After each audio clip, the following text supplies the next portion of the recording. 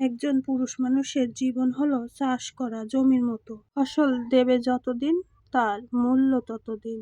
একজন পুরুষ মানুষের ভাগ্যটাই এটাই। যদি একজন পুরুষের টেনশন 100 জন মহিলাকে ভাগ করে দেয়া হতো, তাহলে 99 জন মহিলা পাগল হয়ে ঘুরত। পৃথিবীতে ব্যবহৃত এবং অবহেলিত যদি মানুষ থেকে থাকে, সে হলো পুরুষ মানুষ। কিশোরী বয়সের থেকে বড় হওয়া পর্যন্ত বাবা মার ঋণমুক্ত এবং দায়িত্ব নির্ঘুম রাত নিয়েই সে বড় হয়। আর একজন মেয়ে মানুষ বাপের স্নেহ, মায়ের ভালোবাসা পেয়েই কিশোরের থেকে বড় হয়। একজন পুরুষ মানুষ বিয়ের আগে বাবা মার স্বপ্ন পূরণ করার জন্য বাঁচে, বিয়ের পরে পরিবারের দায়িত্ব নিয়েই বাঁচে। একজন পুরুষ মানুষ কখনো নিজের জন্য কিছুই করে না।